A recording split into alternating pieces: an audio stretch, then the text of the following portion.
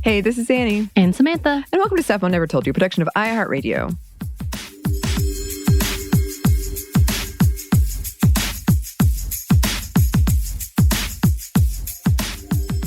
And for today's Monday Mini, we are talking about something that I have heard about a lot lately, seen a lot about lately, which is people pleasing, or the people pleaser, which I do think, again, over the holidays is something a lot of women feel pressured to do. And we'll get more into what it is in a minute. But I did notice when I went home for Thanksgiving this year, my mom she's somebody who's so concerned about taking care of everybody else, making sure everybody has anything, that we had to constantly, like, her kids had to constantly be like, no, we're fine. Like, we're fine. It's okay. You can relax. It's fine. You don't have to do this. You don't have to do this. And it was interesting because it's the first time I've seen my brothers do it, which I was happy to see, but I was like, oh, okay, it's a shift change. And she did listen, but I don't know. I had never witnessed, like, the three of us coming together to be like, stop. It's okay. Growth. I love to see it. Growth. There was a lot of growth that happened over the holidays, actually. For me and my family. People do write into me about people pleasing a lot. I would say that's one of the things when people write in to me specifically, they'll say your people pleasing is showing, or something about that. My friends bring it up kind of often about me, and it has been showing up as something of a trauma response in my feeds more often, and there's been a lot of research about that recently, so that makes sense, and we'll talk about that as well. I do, as I said, think this is important for the holidays. I do think this is something that skews towards women and marginalized folks due to social conditioning, trauma rates, and general increased safety concerns. We have so many episodes that expand on that. And there are some numbers about this, not too many though, because it's kind of it's not a new thing, but sort of a new area of research. Mm-hmm. But yeah, researchers do think it's because of how we socialize women to be caretakers and because of the higher rates of trauma that they are more likely to be a people pleaser. There's also a high documented rate for first-generation immigrants in people pleasing. So I'll talk about that. But yes, the definition of people-pleasing, which is not a formal diagnosis, by the way. It's an informal label for something a lot of experts have observed. It is also different from kindness, which is important. It's more about always putting yourself last, trying to make everything about others. But okay, yeah, let's get into some definitions. From Medical News Today, the term people pleaser refers to a person who has a strong urge to please others, even at their own expense. They may feel that their own wants and needs do not matter or alter their personality around others. Yeah, and WebMD says a people pleaser is typically someone everyone considers helpful and kind. When you need help with a project or someone to help you study for an exam, they're more than willing to step up. If you recognize yourself in the above description, you may be a people pleaser. But at some point, constantly making yourself available to others can take an emotional toll. You may find that you neglect your own needs because you fear disappointing others when they ask for your help. Yes. As a person in social work who worked with people in social work, constant. Yeah. Yeah, I mean, that's true. There's also the work side of this. We're mostly talking about kind of just, social aspects just and stuff. In general, yes. Yeah, but absolutely. Also, for social workers, it goes one and the same. Right. And signs from these sources of people-pleasing include agreeing with whoever is in front of you, apologizing for things that aren't your fault, to see our recent happy hour, not being able to say no, changing your personality depending on who is around you, placing your worth on others, finding it hard to say no to requests, regularly taking on extra work, even if the person in question does not have the time, often overcommitting in plans, responsibilities, or projects, avoiding advocating for your own needs, such as by saying, you're fine when you're not, avoiding disagreeing with people or voicing honest opinions, going along with things that you're not happy about to avoid creating friction, willingness to put yourself in harm's way for someone who wouldn't do the same for you, feeling responsible for the reactions of others, feeling guilty for being angry, dissociating in social situations, constant feelings of guilt, feeling that love has to be earned, and if it is easily given, it's not to be trusted, feeling alternatively too much and not enough. So medical news today goes further that people pleasers may feel, quote, pressure to be friendly, nice, or cheerful at all times, anxious about creating unease or standing up for themselves, stressed due to the commitments that they have taken on, frustrated that they never seem to have time for themselves, that their own wants or needs do not matter in comparison to others, and that people take advantage of them. Yeah, and this is one of those things where I was reading it and I was like, oh yeah, okay. And one thing I will say, a lot of feminist opinions about this came up was like, well, no, I will, like, if there's an opinion I don't agree with, I'll say something, which I will. But it's almost always, it's not you're standing up for, I guess. Right. Yeah, so just a clarification on that, because a lot of people were like, but I do stand up for stuff. Yeah, my friends often say I never complain, which we've talked about so many times. It's viewed as a positive thing. Like being selfless, especially for women, is viewed as a positive thing.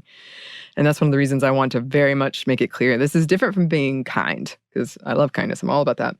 But this is like you're always putting someone else first. It's not that you're being kind. It might be kind, but you're not being kind, if that makes sense. It might help the other person, but it doesn't help you. Right, exactly. But also that's the bigger conversation on the other side. For those who do complain, they're ungrateful. Yeah. So there's no middle ground to this. To that, like if you do one, you're ungrateful. If you do the other, you're too passive. Or this is seen as a good thing, and they're highlighting your your need to sacrifice yourself, which is it is too put on a pedestal in this level of society where, running yourself ragged means that you're a kind person, instead of saying that the others who are allowing you to do this are probably cruel to a certain extent. Yeah. Yeah. Well, and that's the thing. Like, there's definitely people who will just take advantage of you. But then there's also situations where, and we've talked about this for me a lot, it's happening right now. I just feel like I have to say yes to hanging out. I have to. Yeah. And they wouldn't care. Honestly, they probably wouldn't care. I could just be like, you know what? I'm busy. I'm tired. XYZ. And they'd be like, okay, next time. But instead, I'm like, I'm going to move mountains to make this happen. I'm a rally. I'm going to find a place in my calendar and I'm going to make it work. And, they probably don't even want it, like a tired version of me to show up anyway. Like, I don't know. There's a lot of levels to it for sure.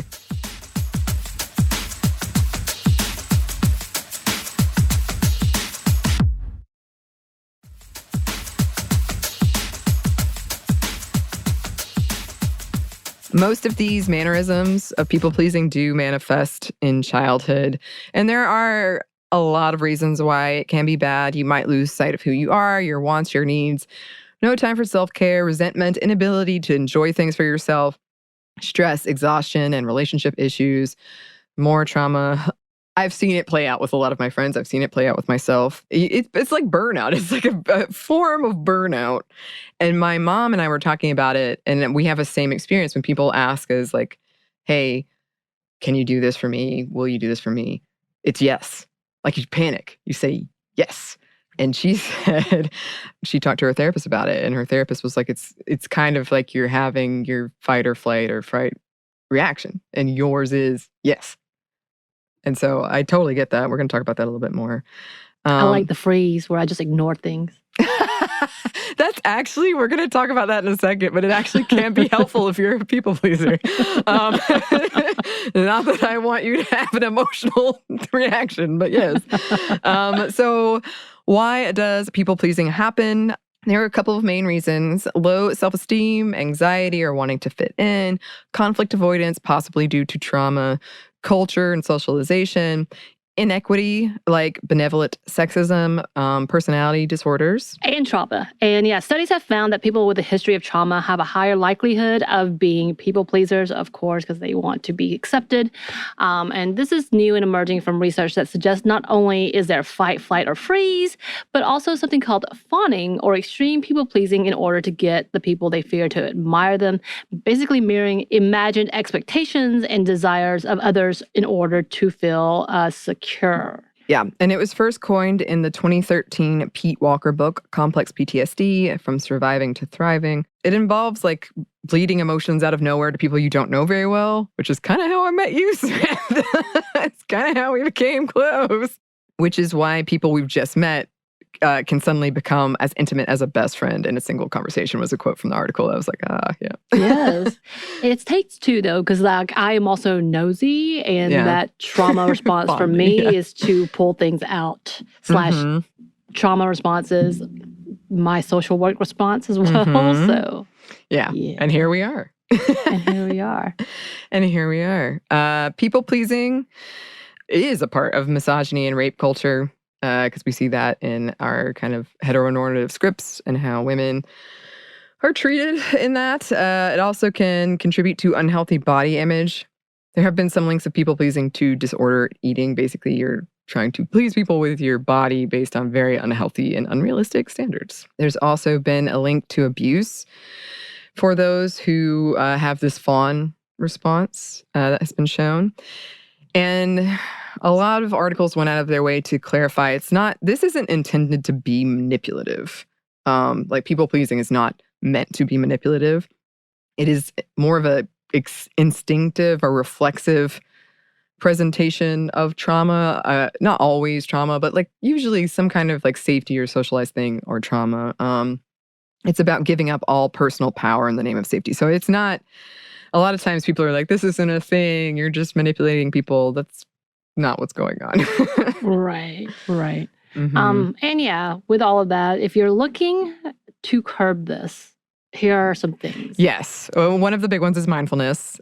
Take note of when and why you're doing people-pleasing things, how it makes you feel, why you're feeling that way. Make a note of how many times you say yes when you want to say no. Oh, God. And why you felt like you couldn't say no. Recognizing limits and placing boundaries. And stalling. That's what I do.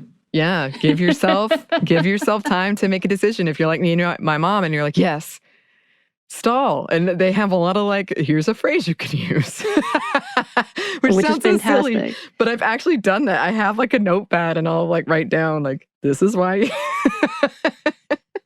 Which is part of being mindful. Like knowing that if something comes up, right. You're going to have a tendency. I don't feel great about it, I'm going to pretend like I didn't see it. Yeah,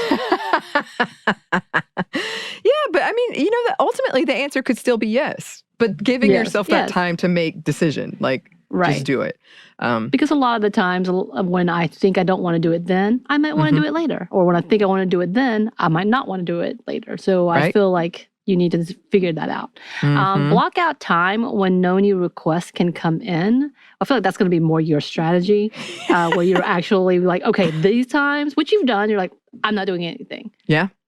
So I've gotten better about that. And I will say one of the rules I have now, I don't always follow it, but I try not to agree to any plans after like 7 p.m. or what. Like my mind, because I've told you, I plan when I'm anxious. That's a thing that I do. So I can like look forward to this thing. And then the next day I might be like, oh, why did I do that? And I'm not going to cancel. As you said, I'm not the person who's going to cancel. So I try to like block out, for me, like if you are stressing out about your calendar or whatever, you can, sometimes I'll even write the text, but I will not send it until the next morning. If I feel it still. I'm sure it's so annoying for people who get the like dots that she's writing something. Practice saying no, which also sounds silly, but has been helpful for me. Getting rid of toxic friends that ignore boundaries. I do think it's worth examining toxic friends, but not even, maybe you're just, not super close and you don't have to go out of your way to do everything for them. Like, you can have a more casual relationship. I don't know. I think there's But you definitely levels. know those, maybe not anymore, that would like only come around when they need something. Yeah. That would be a toxic friend. Yes. And it's not worth it because they don't care. They wouldn't do the same for you. Exactly. Yes. And then therapy, if you need it and have access to it, we always recommend. But yeah, I'm sure there's going to be a lot more about this because, as we said, this is a new area of research. People are looking into it. Right. When it comes to trauma and them trying to undo and open up the causes and then the reasons and then trying to get to the root, you're going to see a lot of these, not necessarily symptoms, but result of. Yeah. Yeah, for sure. And like I said, I was reading it and I was like, oh no. We get those sometimes on the show where you're like, uh-oh. Those are usually mine. They are. But I had some friends that were like, I think you should look into this. Like, okay. I like it. Well, listeners, if you have any thoughts about this, any resources for us, we would love to get them. You can email us at stephanieandmomstuff@iheartmedia.com. You can find us on Twitter at momstuffpodcast or on Instagram at Stuff I Never Told You. Thanks as always to our super producer, Christina. Thank you. And thanks to you for listening. Stuff I Never Told You is a production by iHeartRadio. For more podcasts from iHeartRadio, you can check out the iHeartRadio app, Apple Podcasts, or wherever you listen to your favorite shows.